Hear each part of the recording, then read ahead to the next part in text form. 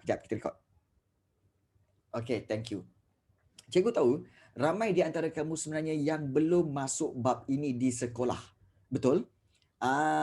Belum masuk bab ini di sekolah. Cikgu faham. Tetapi, anggaplah ini sebagai satu pendedahan awal. Pendedahan awal. Supaya apa tahu? Supaya kamu dapat dulu dan dapat fahami dulu. Jadi bila masuk PDPR, masuk kat sekolah, lah cikgu saya dah faham dah. Saya dah belajar dah. Oh ya ke? Aimanina, bagus. Pendedahan pun mudah. Sebab dengan pendedahan, at least kita dah dapat rough idea tentang bab ini. Jadi bila masuk PDPR, masuk kat sekolah, oh, saya dah belajar bab ini. Lagi mudah untuk faham. Itu yang kita nak. Dan kalau kita lihat di sini iaitu kita punya ketua kelas dah masuk dah. Revising pun mudah. Yes. Iaitu ketua kelas kita dah masuk. Hai Arnab, apa khabar? Biasalah kan, Arnab pakai singlet. Itulah lambat Arnab ni kan. Baik. Lan is ngantuk cikgu. Okey, baik Lan. Alright. Kita nak lihat kesan pentadbiran barat terhadap ekonomi dan juga sosial. Okey. Kalau kita lihat di sini iaitu kedatangan British iaitu melalui bab 1. Kemudian mereka telah menguasai negeri-negeri Selat bab 2, kemudian negeri-negeri Melayu bersekutu bab 3, negeri-negeri Melayu tidak bersekutu bab 4 dan juga telah menguasai Sabah dan Sarawak bab 5. Okey. Jadi bab yang ke-6 kita belajar, ada ke kebaikan untuk mereka datang ke negara kita ni? Kalau kita fikir, adakah kedatangan mereka ni, penjajahan mereka ini, memberi kesan yang baik ke atau memberi kesan yang buruk? Kadang-kadang kita fikir apa tahu? Mesti dia orang datang habislah kita. Kesan buruk je kita ingat. Tetapi sebenarnya ada juga kebaikan dia. Ingat setiap perkara yang berlaku pasti ada pasangannya. Ada buruk, ada baik. Ada kesan yang berfaedah, ada kesan yang tidak berfaedah. Ada kanan, ada kiri, ada atas, ada bawah, ada lelaki, ada wanita. Itulah hukum alam.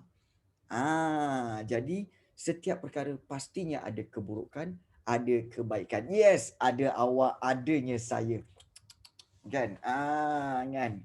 Jadi kita tu bukan ada 3 ke? Sebab kita saya, awak, kita. Dah ada 3 dah. Oh, saya awak kita. Amboi, kau nak nyelit juga engkau ya.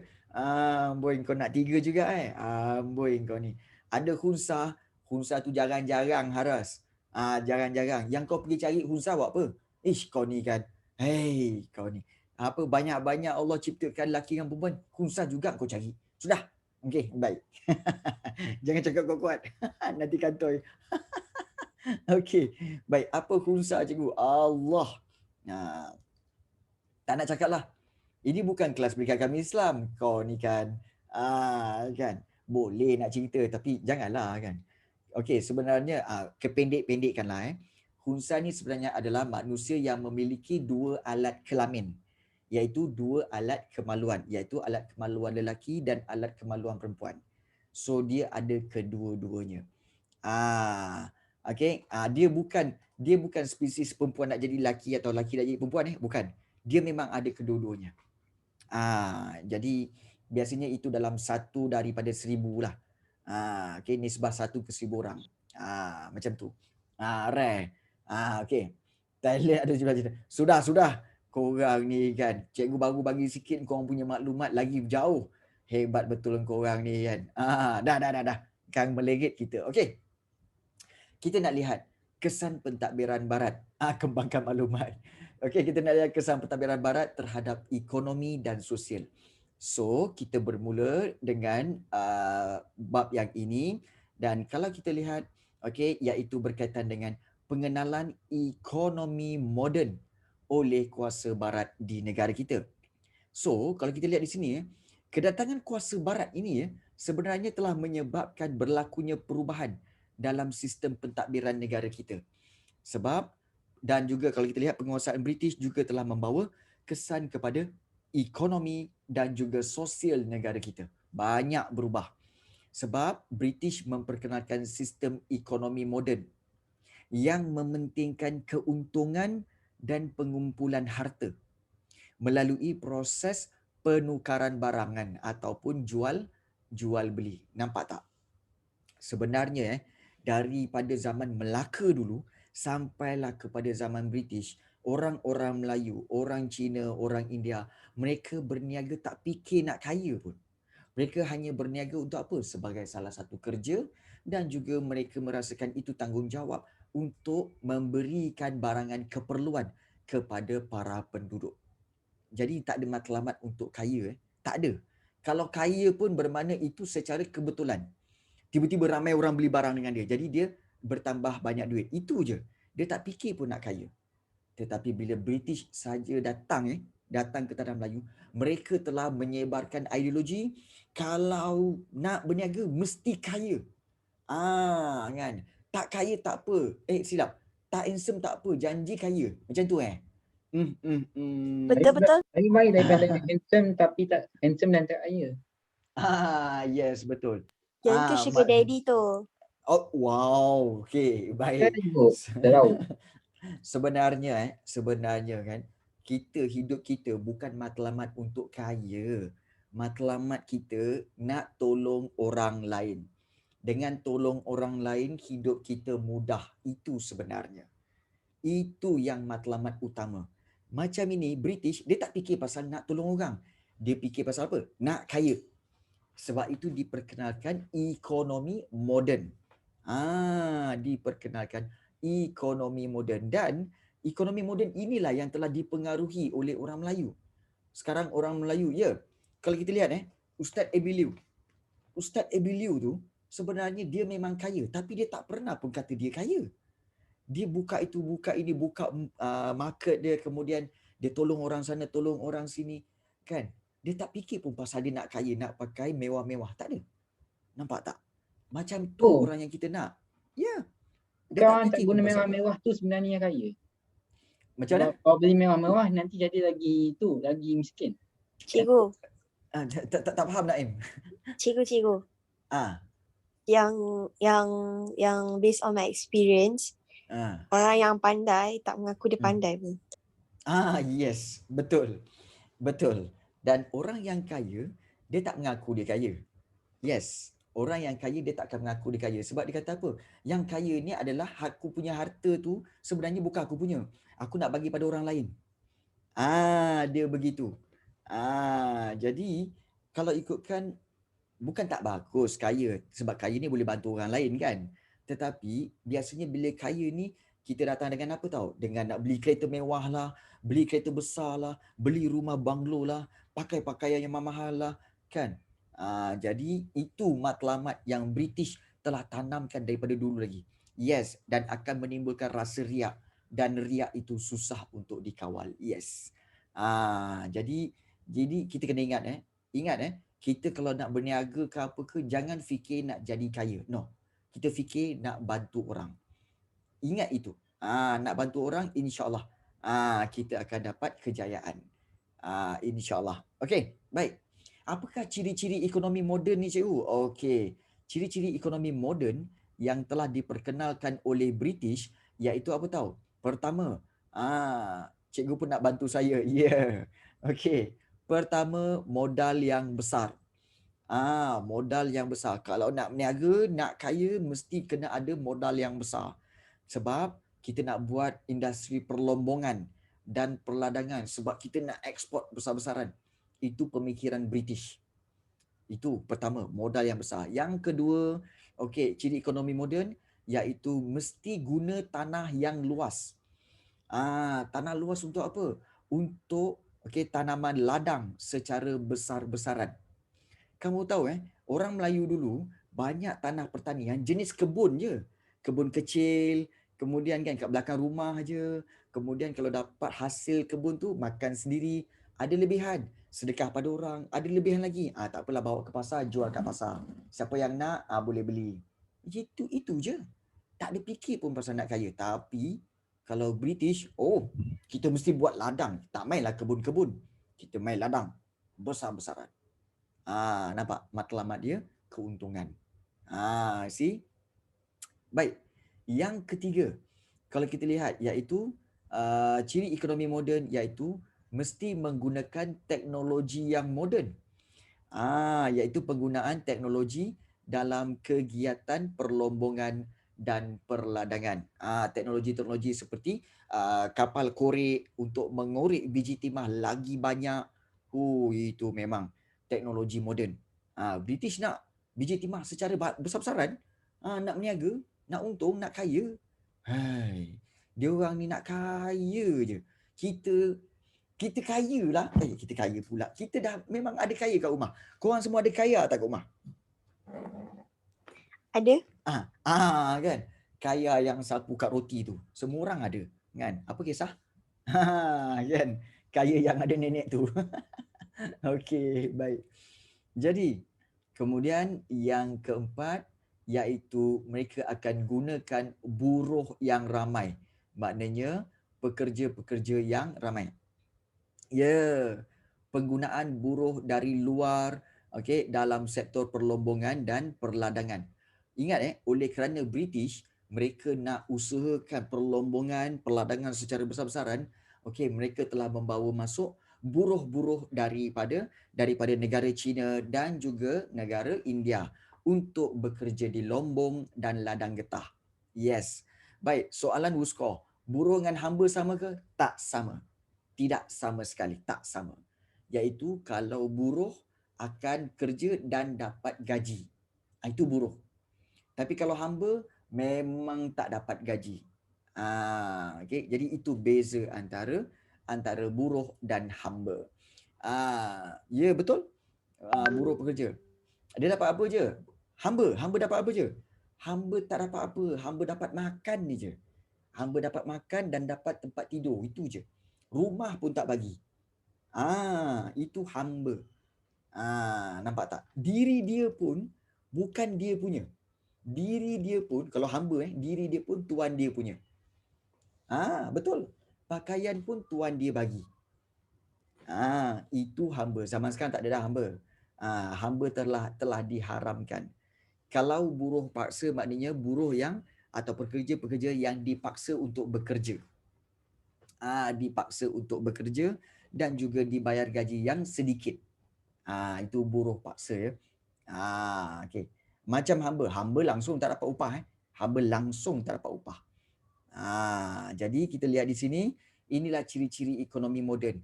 Pertama, mereka akan guna modal yang besar, kedua tanah yang luas, ketiga teknologi moden, keempat buruh mesti ramai, pekerja mesti ramai, dan yang kelima iaitu pengeluarannya dalam skala yang besar. Okey. Pengeluaran dalam skala yang besar maknanya adalah pengeluaran dalam saiz yang besar-besaran di mana berorientasikan ekspor sebab terdapatnya permintaan yang tinggi di peringkat antarabangsa. Jadi inilah pengeluaran dalam skala yang besar-besaran. Maknanya keluarkan barangan itu secara banyak. Baik, Imanina kata hamba dengan hamba abdi sama ke? So hamba abdi lagi teruk. Hamba dah teruk, hamba abdi lagi teruk. Hamba abdi dirinya itu boleh diperlakukan apa juga oleh tuan dia, malah diri dia boleh dijual oleh tuan dia. Dan dia tak boleh bersuara langsung, tak boleh. Kalau bersuara akan dipukul seperti mana yang berlaku pada masyarakat jahiliah. Yes, betul. Betul. Korang tak pernah tengok hamba? Tak. Okey. Okey, nak tengok? Korang nak tengok? Okey, dia ada contoh-contoh hamba lah yang cikgu kebetulan adalah cerita berkaitan dengan hamba tu. Tak apalah, cikgu tunjukkan. Dan hamba ini, kebiasaannya kita bayangkan hamba itu yang ada di masyarakat Arab Jahiliah. Setuju tak? Masyarakat Arab Jahiliah kan, iaitu macam kisah Bilal bin Rabah apa semua kan. Jom kita tengok macam mana agak-agaknya contoh hamba tu. Macam ni. Ini gambar semasa zaman jahiliah. Ini gambar zaman jahiliah. Zaman jahiliah di Arab. brought their idols and the images of their gods into the custody of the Kaaba.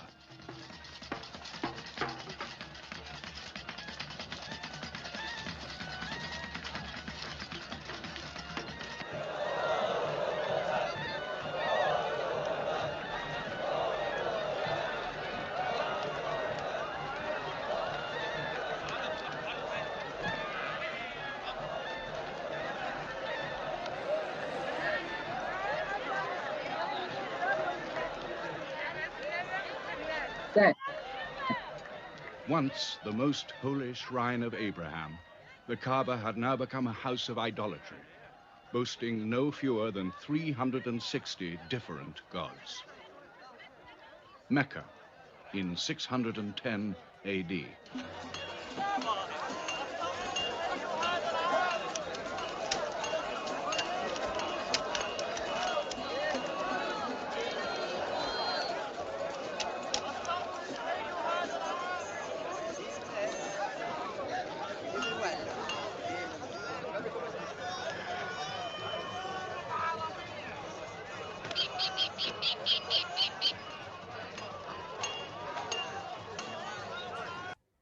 Okey, baik. Kamu lihat yang di hadapan, yang di belakang ya. Yang di hadapan tu lelaki tu adalah dikenali sebagai Abu Sufyan. Iaitu Abu Sufyan ialah bapa saudara kepada Nabi Muhammad dan beliau adalah salah seorang pemerintah dan juga pembesar Quraisy. Di belakang dia tu, itulah dia contoh hamba. Hamba sampai bawa payung. Dan kebiasaannya hamba tak berbaju macam ni. Okey. Jadi diri dia tu kepunyaan tuan dia. Dan apa dia buat? Dia buat kerja macam-macam. Tengok. Hamba tak boleh bersuara langsung. Tak boleh bersuara langsung. Kena dengar cakap tuan dia. Ini yang dikatakan hamba. Nampak tak? Dan ini berlaku pada masyarakat Arab Jahiliah. Okey. So itu berkaitan hamba. Yes, betul. Zaman dulu banyak hamba. Sekarang dah tak ada dah. Dah tak ada hamba dah. Okey. Okey, baik. Rif, dengar tak Rif? Kau buat apa Rif? Ngantuk ke? Tak, sian kau ya. Okey. Baik. Kesiannya. Okey, dosa ke ada hamba? Sebenarnya ya, kerana kamu menganiaya orang lain. Kamu menganiaya manusia lain. So itu dikatakan sebagai berdosa. Yes, berdosa. Bibi dikira hamba? Bukan. Bibi bukan hamba Sebab kamu bayar gaji bibi tu. Dia buruh. Betul? Cikgu. Baik. Apa beza bibi dengan hamba? Kalau hamba dah diberi rumah, diberi makanan dan minuman dan diberi tempat tinggal. Okey, tapi dia tak dapat gaji. Hamba tak dapat gaji. Bibi dapat gaji. Kalau bibi bayar dengan makanan? Bayar dengan makanan tak cukup. Dia mesti ada gaji. Kalau tidak, bibi tu boleh keluar. Dia boleh cari kerja lain. Bibi ada gaji, ada allowance, kadang-kadang berebut remote control. Mau tengok sinetron, kasih sini sinetronnya. Kan, betul. Gaji minimum pun ya 1.2 1.2 1,200. Yes. Arif kat rumah ada ni Arif? Ada bibi ke? Ada bibi ke? Oh tak ada. Arif tak ada bibi ya. Kan. Rasa-rasanya Arif lah bibi tu. Okey, baik, seterusnya. Okey, baik. Tak apa. Okey. Sekali-sekala kan. Sekali-sekala. Okey. So itulah perbezaan antara buruh dan juga hamba. Okey. Tapi sekarang dah tak ada hamba Baik. Kita tengok huraian tentang modal dulu. Tentang modal. Apa yang British kata tentang modal? Iaitu pertama modal. Kalau nak berniaga mesti ada modal yang besar. So pelaburan modal yang besar dari luar negara dan modal tempatan diperlukan untuk pembangunan ekonomi moden. Dan modal yang besar penting untuk meningkatkan skala. Modal tu untuk apa? Supaya boleh buat proses pengeluaran maknanya boleh buat production dalam sektor perlombongan dan pertanian supaya memberikan pulangan yang lumayan kepada pelabur-pelabur Eropah. Mereka British menanamkan sikap apa? Profitable. everything mesti ada profit. Jadi ini sebenarnya melanggar kepada kebiasaan orang-orang tanah Melayu. Orang-orang tanah Melayu ni baik-baik tau. Mereka berniaga untuk bersedekah, berniaga untuk membantu orang lain supaya dapat makan. Itu niat. Tapi British mengajar kita untuk supaya apa? Supaya mengejar keuntungan. Dulu pun dah melabur ke? Yelah, melabur lah tu, pelaburan modal. Jadi kadang-kadang dia boleh mengantuk sikit je. Tak apa. Kalau kamu mengantuk, cikgu tahu ramai dalam kelas ni mengantuk, betul. Kan mungkin sebab siang tadi panas. Malam ni pula belajar pula, ngantuknya cikgu. Dah lah kan, dah makan malam pula tu, lepas makan malam ngantuknya. Tak apa. Kalau mengantuk, bagi tahu. Cikgu bawa korang berjalan. Kalau mengantuk, bagi tahu. Cikgu bawa korang berjalan. Okey.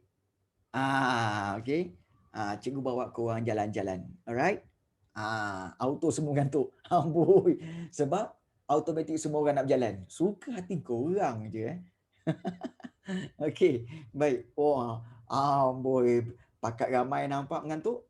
Amboi. Okey. Baik. Belajar sikit lagi. Sikit lagi. Kita belajar dulu. Nanti kita bawa berjalan. Alright. Baik. I is sleepy. Baik. Kita lihat, apakah modal yang dibuat ataupun dikeluarkan di tanah Melayu ni, iaitu banyak modal diperlukan untuk perlombongan. Iaitu kalau kita lihat perlombongan di negeri-negeri Melayu, kita ada emas. Kita ada arang batu. Iaitu di Batu Arang, Selangor. Kemudian kita ada bijih timah di daerah Lukut, Sungai Ujong, Larut dan juga di Klang. Kita ada emas, arang batu dan biji timah. Lombong biji timah, bawah tanah yang terpanjang dan terdalam di dunia, ada di Sungai Lembing, Pahang. Lombong biji timah. Dan kawasan lombong biji timah baru banyak terdapat di Ampang, Kuala Lumpur dan Lembah Kintar. So, permintaan biji timah yang tinggi di pasaran dunia ini menyebabkan British membuat enactment dan peraturan serta undang-undang untuk menguasai industri biji timah. Dan antara syarikat perlombongan terkenal ialah syarikat Malayan Tin Dredging dan juga Gopeng Consolidated. Satu soalan je cikgu nak tanya. Apa bukti negara kita banyak biji timah? Dan satu lagi soalan. Negeri apa yang kamu rasa paling banyak biji timah? Negeri apa yang paling banyak biji timah? Perak. Enactment tu peraturan. Enactment tu peraturan peraturan. Macam mana kamu tahu di Perak ada banyak biji timah? Apa bukti di Perak ada banyak biji timah? Senang je. Bukan sebab nama dia. Betul Maisarah. Kamu tahu sebab apa kita kata di Perak ada banyak biji timah? Sebab di Perak ada banyak lombong. Lombong dan tasik-tasik. Apa kaitan dia? Lombong dengan tasik tu sebenarnya adalah kawasan bekas. Bekas perlombongan biji timah. Tak percaya? Sekarang cikgu tunaikan janji. Jom kita tengok daripada atas, iaitu berkaitan dengan betul ke dekat Perak ada banyak biji timah? Cikgu bawa korang berjalan cikgu banyak bawa korang berjalan untuk tengok di Perak sendiri. Dah sedia? Dah sedia semua kita terbang ni. Nak terbang. Jadi bila kita nak terbang, kita akan bertukar mod kepada mod apa? Iaitu mod penerbangan. Alright. Sekarang kita dah ada dalam mod kapal terbang. So kita dah ada mod kapal terbang. Kiri dan kanan cikgu ni ada pilot. Sedia untuk kita terbang sekarang. So seat belt, pakai seat belt dan relax. Dan juga kepada kita punya kru-kru seperti Fariba, Amira dan juga siapa lagi Lutfia. Sila susun para penumpang ini supaya dia orang tak berdiri kat tepi pintu. Takut nanti sekarang penuh kan, berdiri kat tepi pintu nanti. Jatuh kan susah. Okey, baik. Lufian nak Milo. Okey, baik. So kita lihat di sini. Baik. Kita sekarang berada di atas di atas penerbangan negara kita ni, dan kita nak lihat apa yang ada. Dari hari tu minta tak dapat. Okey, nangis alien tu Cikgu Alau. Okey. Saya duduk kat atas sayap. Bolehlah. Siapa nak duduk kat atas sayap, nak duduk dekat ruang kipas, silakan. Jangan tertelan dengan kipas tu sudah. Okey. Baik, kita akan lihat negeri Perak. Okey. Baik, negeri Perak. Apa bukti negeri Perak ada banyak lombong biji timah? Kamu tengok daripada atas pun kamu tahu, iaitu ada tumpukan gelap. Nampak tak dekat situ? Okey, ada tumpukan gelap, iaitu yang berwarna gelap-gelap itu semua sebenarnya adalah bekas lombong biji timah. Daripada bawah kita zoom lagi. Okey, nampak tak? Bekas yang tumpuk-tumpuk hitam tu, itulah dia bekas lombong biji timah. Punyalah banyak. Punyalah banyak bekas lombong biji timah. Tak percaya kalau kita boleh pergi tengok. Salah satunya di sini. Ni bekas lombong biji timah juga. Nampak tak? Ni lombong ni. Kenapa warna dia hitam? Sebab air dia gelap. Dan bermakna kalau hitam maknanya dia dalam. So cikgu, taksir bekas lombong kira buatan manusia semua jadi. Ini kalau bekas lombong adalah buatan manusia. Buatan manusia. Okey. Dan ini banyak bekas lombong. Korang tengok sebelah menyebelah aje dia orang korek. Nampak? Apa jadi? Nampak? Punyalah banyak dia orang korek. Tinggal bekas lombong tu je. Semuanya ditakungi oleh air. Nampak tak ni? Ini di mana ni? Di negeri Perak lah ni. Yang biru-biru, hijau gelap ni apa semua ni bekas lombong. Sekarang nak buat apa? Terbiar macam tu saja. Terbiar macam tu. Yeah. So rosak macam tu, yes. Maknanya terbiar macam tu lah. Bahaya tau. Kolam ikan, ya, kebanyakannya akan jadi diorang ada buat kolam ikan, okey, untuk ternakan ikan. Tapi berapa banyak ikan korang nak bela kat situ? Kan? Jadi inilah kawasan-kawasan yang membuktikan, korang tengok ni. Nampak ni? Nampak ni? Yang berbulat-bulat hijau, gelap, hijau, terang pun semua tu, itu semua air tu. Air. Dan itu semua adalah bekas lombong. Bekas lombong biji timah. Jadi macam mana dia orang tahu situ ada? Ya. Jadi tanah, okey. Macam mana dia orang tahu kat situ ada biji timah? Mereka akan melakukan ujian tanah. Ya, dia akan uji tanah, dia orang akan ambil daripada dalam tanah, keluarkan, dia orang tengok ada tak biji timah. So kalau ada kat situ, ya, dia orang ambil sampel tanah dan dia orang akan mulakan menggali dan melombong di kawasan itu. Jadi ada yang tanya, cikgu, tanah yang sebelum dia gali tu dia letak mana? Kamu nampak tak yang putih-putih tu? Yang putih-putih tu dia gali, kemudian akan bentuk pasir. Pasir tu akan letak tepi. Itulah dia. Jadi pasir putih-putih tepi tu. Nampak tak? Jadi pasir yang putih-putih tu itulah bekas tanah yang telah diambil daripada dalam tanah dan diletakkan di satu tempat. Itulah dia.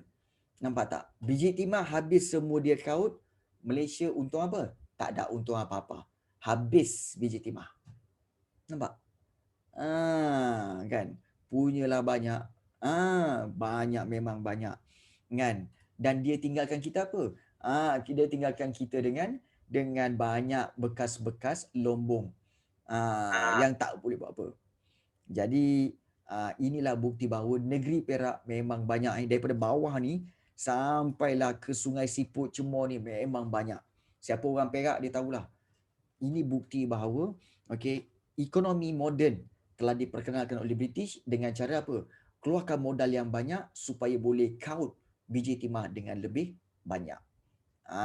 Jadi nampak tak? Ya. Itu sebenarnya yang telah berlaku di negara kita. So, ada keburukan dia lah, tapi ada juga kebaikan dia. Nanti kita tengok. Baik. Kemudian kita teruskan lagi dengan apa yang berlaku di Sarawak. Pada tahun 1820-an, kegiatan perlombongan emas dijalankan oleh orang Cina di Bau, sebelum diusahakan oleh syarikat Borneo Berhad, iaitu perlombongan emas. Charles Brooke, kita belajar bab 5 itu ya, iaitu Charles Brooke, iaitu ketua bagi keluarga dinasti Brooke itu. Betul. Charles Brooke telah memberikan hak monopoli melombong antimoni kepada syarikat Borneo Berhad yang mengusahakannya di Bau dan Kuching, dan arang batu telah dilombong disadung oleh syarikat Borneo. Dan perlombongan petroleum diusahakan oleh The Anglo-Saxon Petroleum Company, dan pada tahun 1910 petroleum telah dijumpai di Miri dan kilang menapis minyak didirikan di Lutong Miri. Maknanya di sini kalau kita lihat, even di Sarawak pun berlaku pengambilan bahan mentah secara besar-besaran oleh British. British nak kita punya apa? Biji timah, getah dan juga arang batu, serta nak kita punya emas. Sebenarnya negara kita kaya dengan emas. Dulu Petroleum tak kisah. macam mana? Petroleum kan yang paling penting. Ya, petroleum paling penting, tapi petroleum penting pun pada tahun-tahun 1820-an. 1820-an dan juga 1880-an. Kenapa 1910 barulah petroleum dijumpai? Sebab sebelum itu petroleum dah ada. Tapi mereka tak ambil. Sebab apa? Kenderaan baru dicipta. Kenderaan baru dicipta pada tahun 1800. Jadi bila ada kenderaan, barulah ada petroleum. Kalau tak ada kenderaan, buat apa nak keluarkan petroleum? Setuju tak? Betul. Amirul Ruslan betul. Kita ni memang kaya. Kita ni memang kaya, tapi barat yang dah ambil kita punya dulu. Rugi. Rugi. Dan kita memang kaya dengan emas. Betul, kaya dengan emas. Nampak tak? Di Sabah pun, orang Cina melombong emas di Sungai Segama.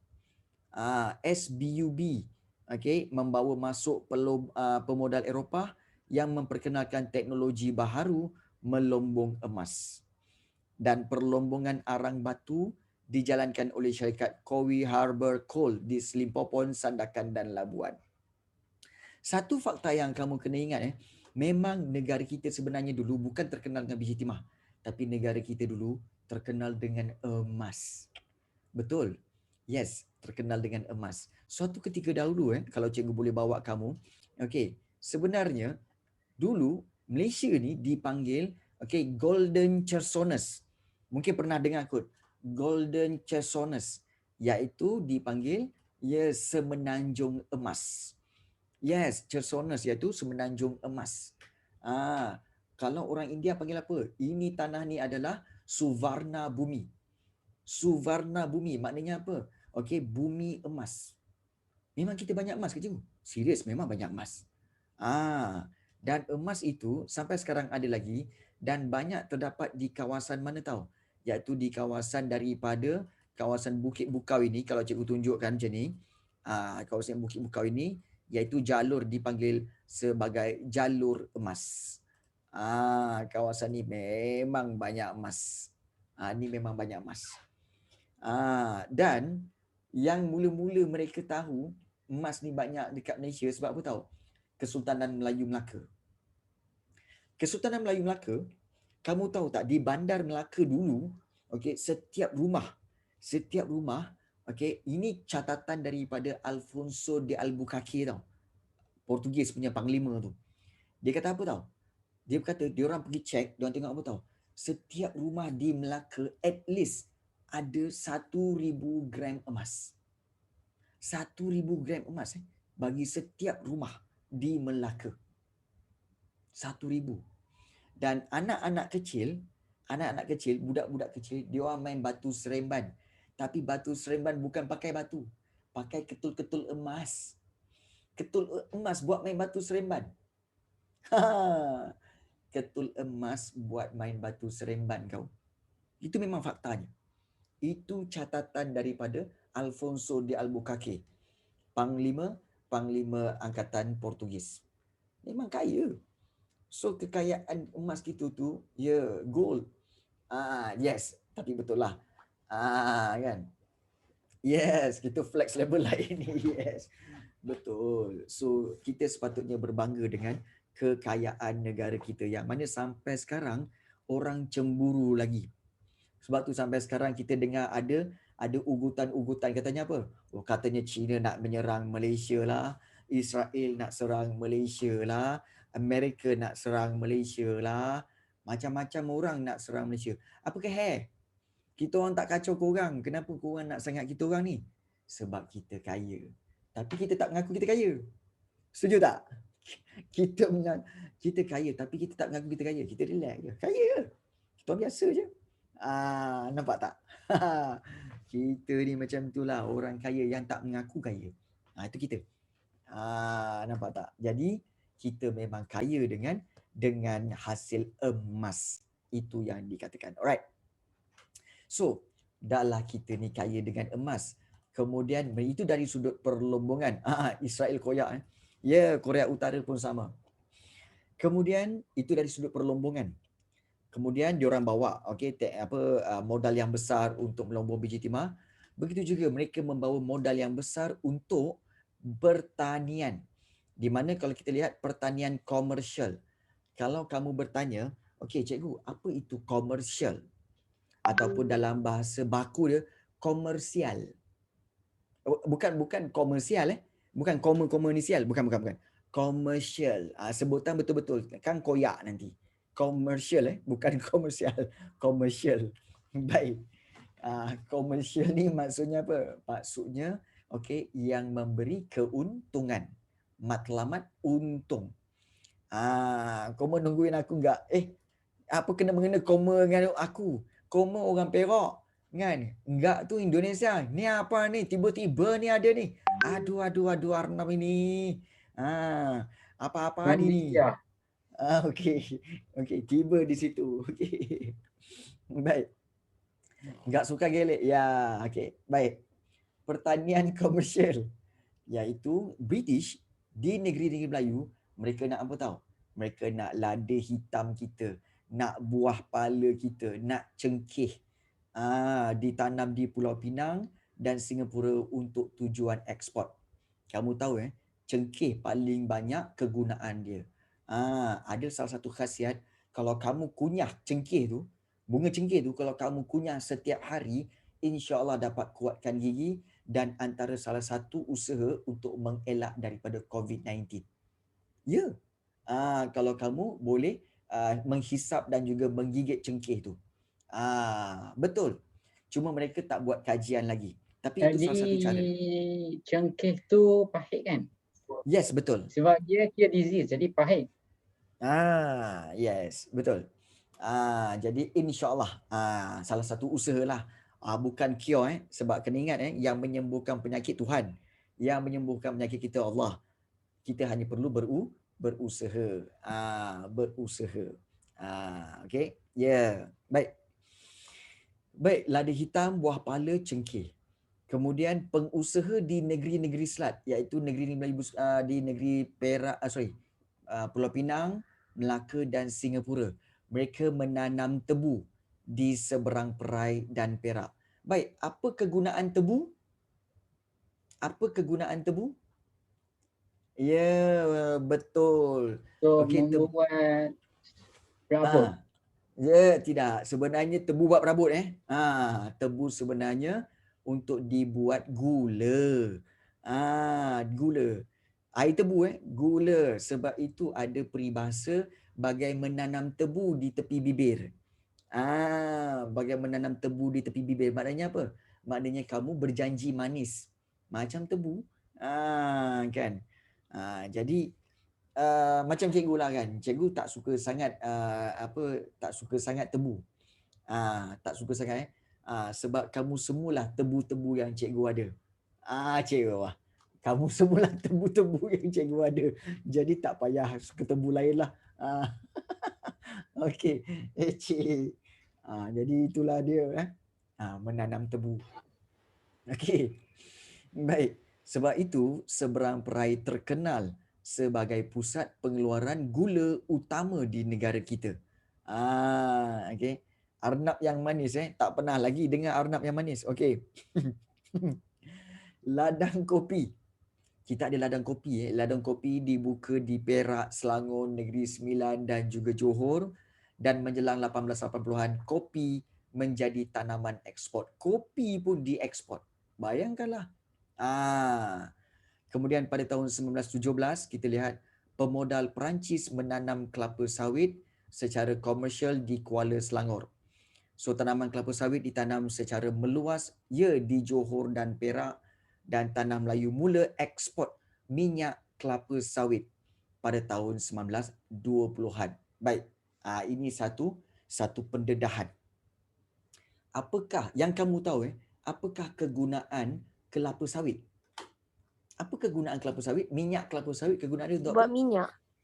Okey, ramai yang akan kata minyak untuk minyak masak kan. Tapi sebenarnya banyak lagi tahu.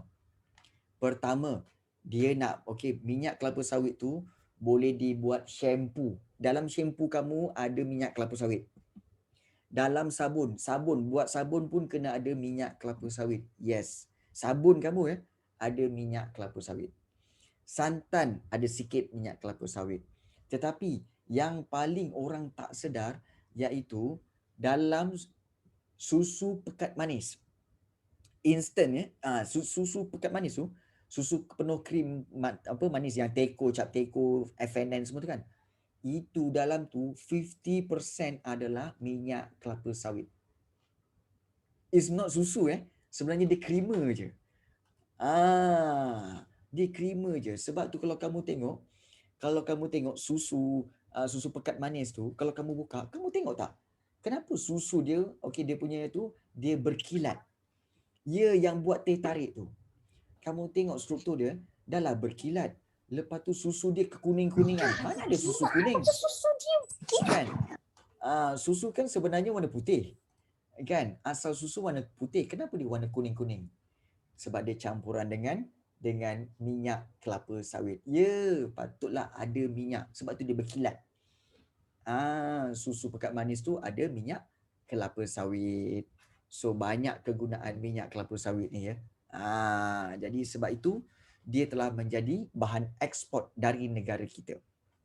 So kalau kita lihat di sini antara untuk pertanian komersial, antara yang dikomersialkan iaitu lada hitam, buah pala, cengkeh, kemudian juga tebu, kemudian kita ada kopi, kemudian kita ada kelapa sawit. Banyaklah tanaman kita dekat sini. Tanah kita ni maknanya apa? Tanah kita subur. Boleh tanam apa-apa juga.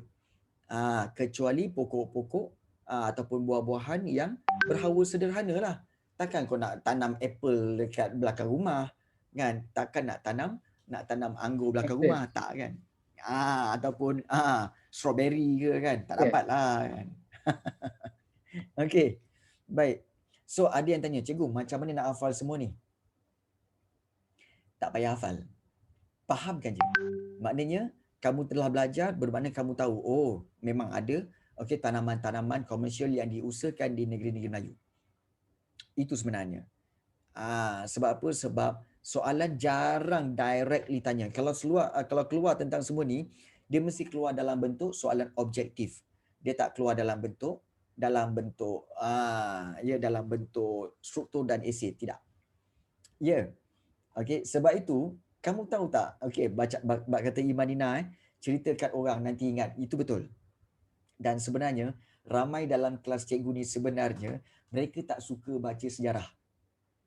Tapi mereka suka dengar cikgu cerita pasal sejarah. Betul tak?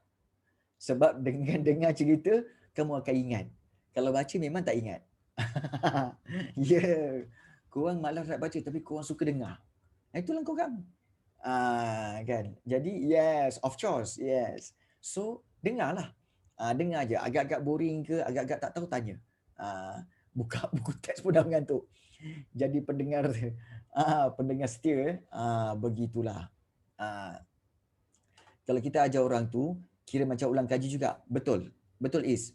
Kalau Cikgu. kamu Saya tadilah sejam tadi like at 7 saya tengok TikTok tau, and ada Okay. seorang pelajar form 5 ni iPad dia buka muka Jungkook macam Okay. tengah live lah, macam dia macam angguk-angguk, Jungkook tu tengah angguk-angguk dengar. Sambil Kenapa tu semua orang dia suka tengok cerita. Jungkook? Tak faham langsung. Cikgu, saya tak faham cikgu. Okay, kenapa? Kenapa tak faham? Itulah, kenapa tak faham? It's just the way diorang cara nak ingat, diorang cerita ke orang. Ya, mungkinlah macam-macam cara. Kadang-kadang orang dia cerita Pasal pada Jungkook. Jungkook tu dia cerita dengan Jungkook lah, seolah-olah Jungkook tu faham, dan juga itu menyebabkan mereka boleh ingat padahal Jungkook tak dengar pun. Kan. Jadi teknik ini sebenarnya terpulang kepada semua orang. Okey, dia tak terikat. Oh, kalau cara dia tu kamu pula nak guna cara tu. Tak semestinya kamu akan faham seperti mana dia buat. Tak. Jadi terpulang. Kenal ke Jungkook tu? Okey, kalau cikgu ni cikgu kenal 2 orang saja Jungkook. Iaitu Jungkook yang satu tu iaitu yang dalam BTS ke? BTS okey, itu satu. Yang seorang lagi yang cikgu kenal iaitu Jungkook lah, iaitu dalam Running Man tu. Dalam Running Man tu Kim Jong-kook tu okey, yang Sparta tu kan. Sebab apa? Ya, yang sadu. Ya, sebab dia dengan cikgu sama. Kita orang sama-sama umur. Sebenarnya cikgu dengan dia sama umur sebaya. Cuma kita orang tak sekolah sama-sama sebab sekolah rendah je kot. Sekolah agama dia pergi sekolah lain. Okey, baik. Okey, baik. Okey. Sekolah agama dia pergi sekolah lain. Cikgu sekolah lain. Okey, baik. Kita teruskan. Okey. Jom. Okey, baik. Tak apa. Gunakanlah Baik. Selain daripada tanaman-tanaman ini, kita lihat ada tanaman ubi kayu ditanam di Melaka, Negeri Sembilan dan Selangor, dan kita ada tanaman seperti teh. Okey, teh ditanam di Cameron Highlands, Pahang, dan mereka mengusahakan teh Ceylon yang bermutu tinggi. Teh Ceylon. Kenapa? Kan? Betul lah teh. Kenapa Lufia? Betul lah teh kan? TEH teh. Teh kan? Bukan? Teh TEH teh. Kan? Betul lah. Apa teh? T je lah. T betul lah tu teh. Alah, ejaan TEH teh ikut suka hatilah. Kalau dalam bahasa Inggeris T. Yes. Terima kasih Lufia. Kan? Is a T lah. In English we call it tea. Well, dalam ini kita panggil teh. Kan? Suka hati lah. Ya, betul. British yang tanam. Kan? Tapi bukanlah orang British. Sebenarnya kamu tahu tak kenapa dipanggil teh Ceylon? Kamu tahu Ceylon ni sebenarnya adalah zaman sekarang dipanggil Sri Lanka. Dan pokok-pokok teh yang dibawa daripada Sri Lanka itu ditanam di Cameron Highland. Dan yang menanamnya adalah orang-orang India yang dibawa daripada Ceylon tu. Daripada Sri Lanka bawa ke sini tanam di Cameron Highlands. So itu adanya iaitu tanaman teh. Betul? Kan?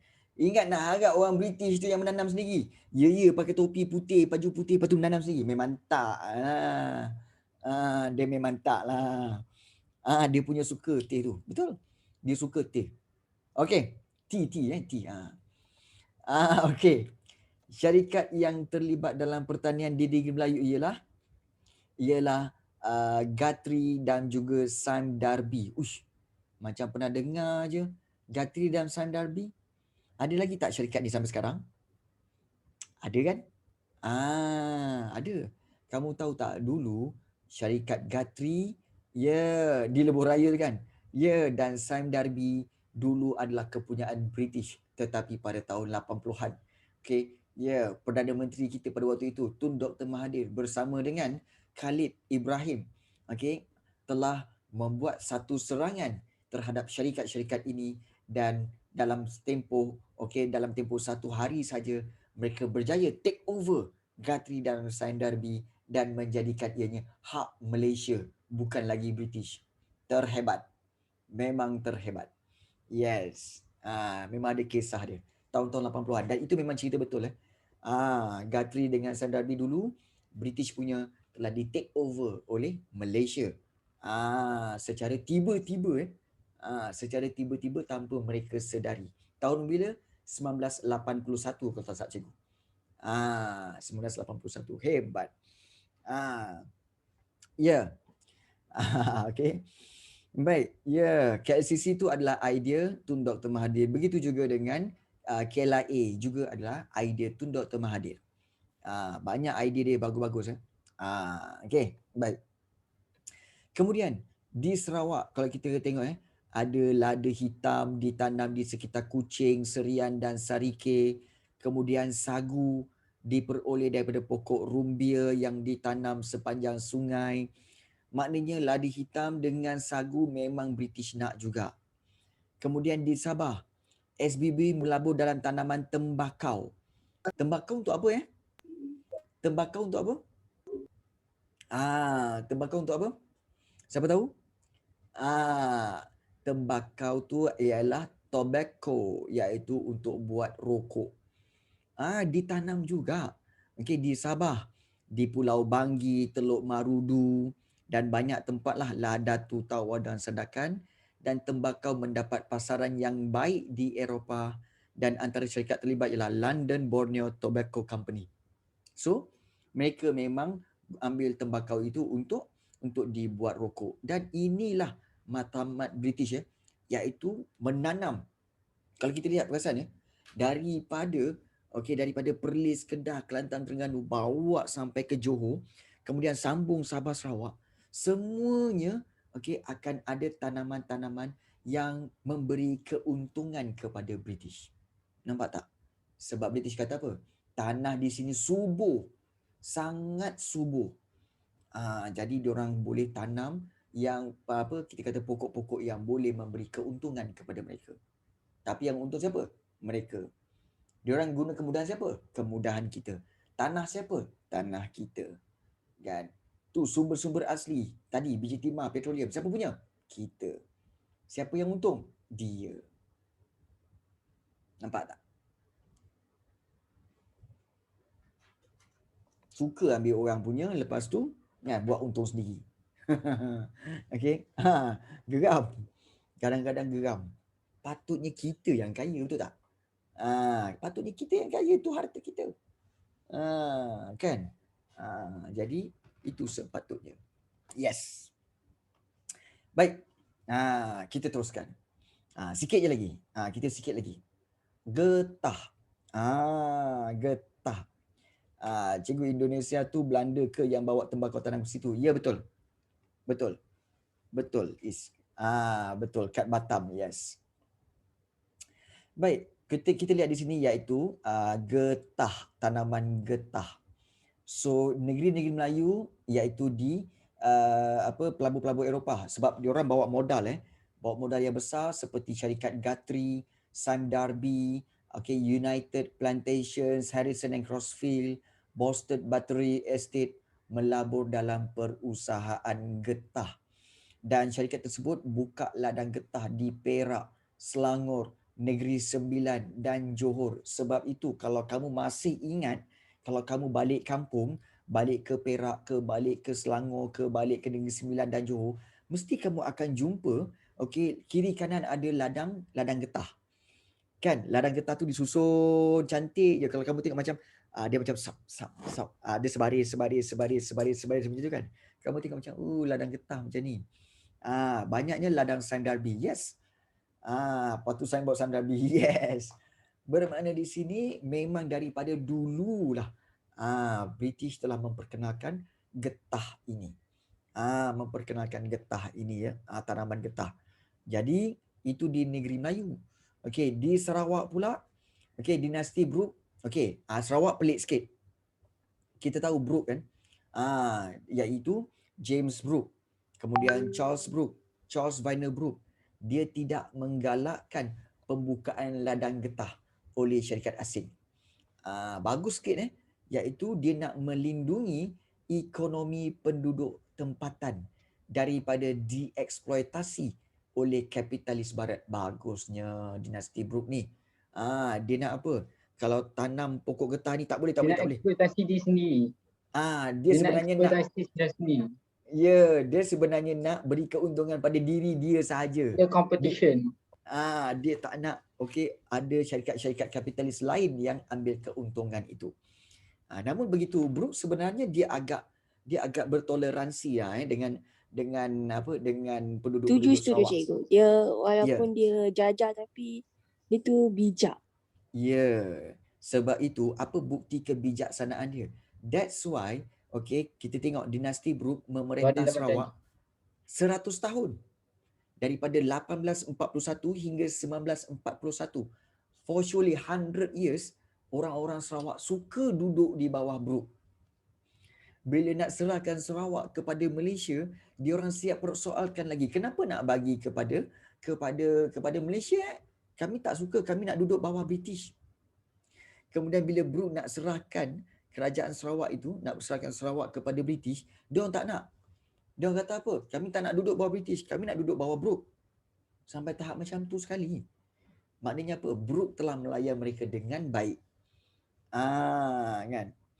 Ya, oh ya ke? Trailer Age of World pasal James Brooks. Yes, betul, cerita pasal James Brooks ada. So kamu cuti sekolah ni, apa tugas kamu? Kamu carilah bahan-bahan sejarah, tengok daripada video, tengok daripada filem. Tengok.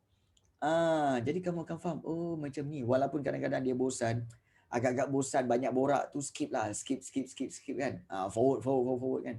Tapi kamu tengok, dapatkan idea. Oh macam ni. Macam tu. Jadi tidaklah membuang masa kamu. Kan. Yes, Boy Adam. Watch World War, Second World War. Dokumentari. Jangan terkejut. Jangan terkejut, jangan cari maklumat awal-awal. Sebab tentang Perang Dunia Pertama, Perang Dunia Kedua, confirm kamu belajar masa Form 4 nanti. Form 4 bila? Ujung-ujung tahun ni je. Ujung tahun ni kita belajar Form 4 punya, dan juga kita akan belajar Perang Dunia Pertama, Perang Dunia Kedua. Don't worry. Ada Hitler, ada bom nuklear, bom atom. Yes. Itu memang best gila lah. Yes, Mussolini. Bagus korang. Tak apa. So itu yang berkaitan dengan baiknya dinasti Brooks ni. Dan satu-satunya syarikat yang dibenarkan mengusahakan tanaman getah hanyalah syarikat Borneo Berhad. Yang dibenarkan mengusahakan tanaman getah di Dahan, Bidi dan Sungai Samarahan. Dan tahun 1910 getah menjadi tanaman ekspor Sarawak. Itu di Sarawak. Manakala di Sabah, getah ditanam di Taman Percubaan Kerajaan di Sandakan.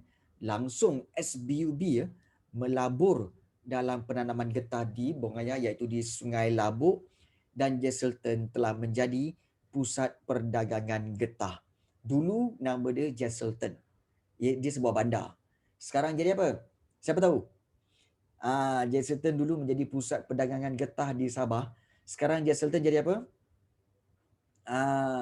Sekarang Jesselton jadi Kota Kinabalu. Dulu nama dia Jesselton. Sekarang dipanggil Kota Kinabalu. Itulah dia nama asal Kota Kinabalu, iaitu Jesselton.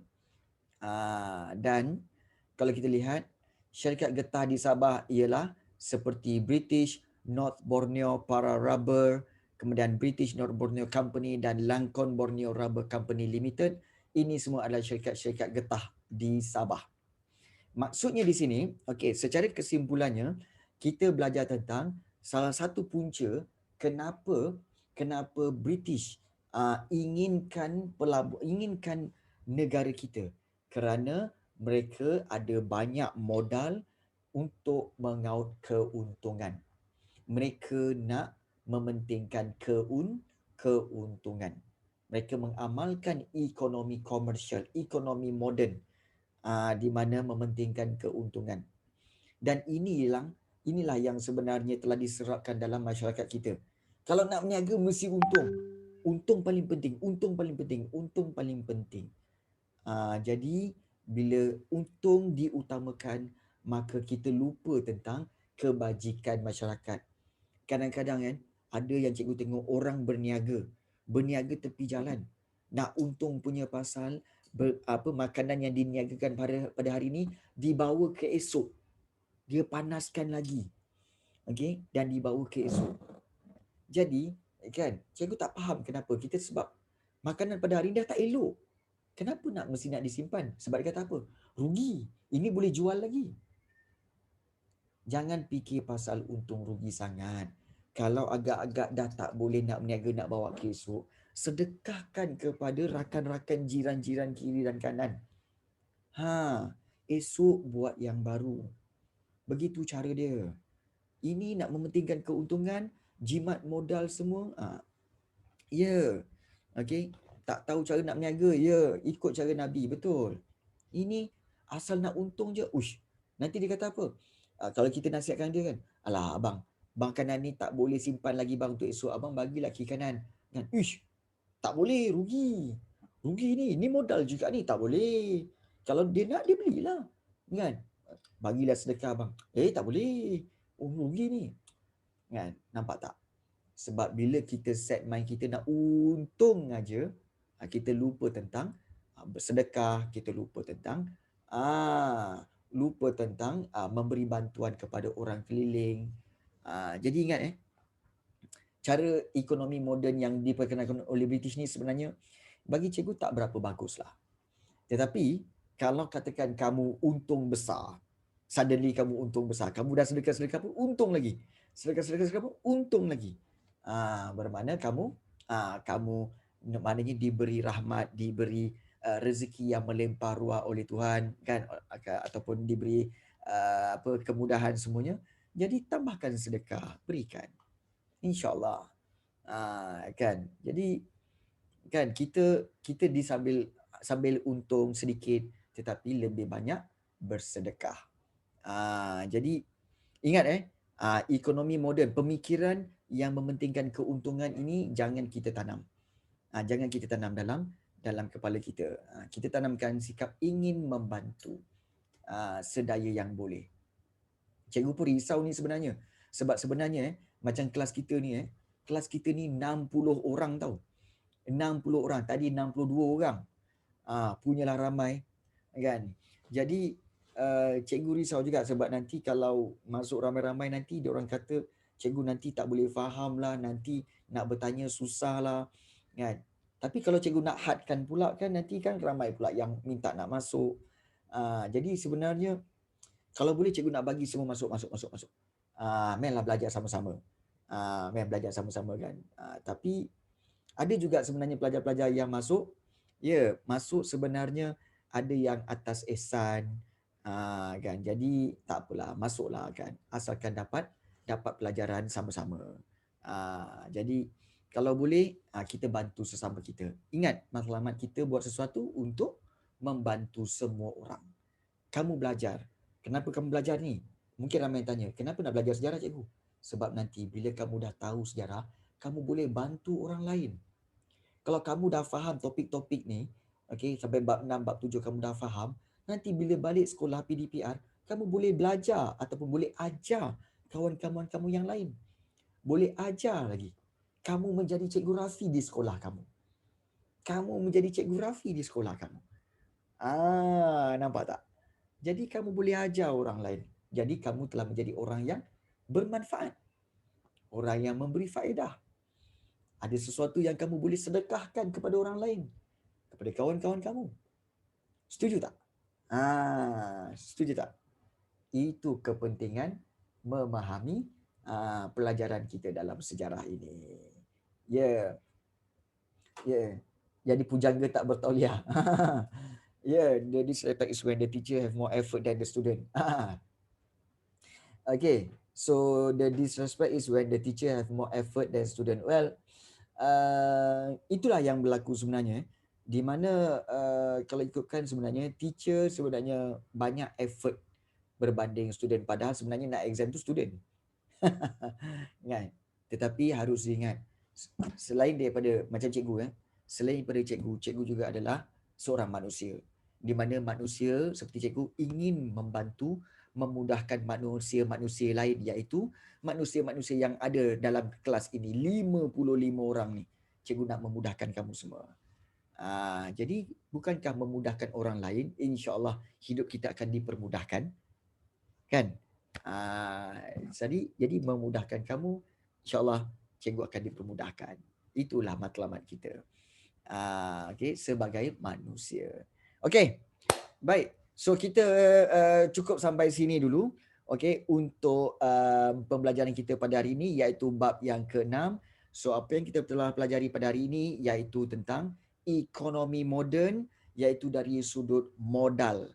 Okey, kita tahu ada 5 ciri-ciri ekonomi moden, iaitu modal yang besar, tanah yang luas, kemudian juga teknologi moden, buruh yang ramai dan juga pengeluaran dalam skala yang besar. So kita lihat yang pertama tadi iaitu modal. Modalnya digunakan banyak di mana? Di dalam perlombongan dan juga di dalam pertanian. So kalau kita lihat perlombongan dan pertanian ini, okey, British banyak mengeluarkan modal yang besar untuk buat secara besar-besaran kerana mementingkan keuntungan. Jadi harap-harapnya selepas ini kita dah tahu bahawa selepas ini kita belajar daripada penjajahan yang telah dilakukan oleh British ini. Okey. Ada sebarang soalan nak tanya? Kalau ada sebarang soalan silakan untuk bertanya.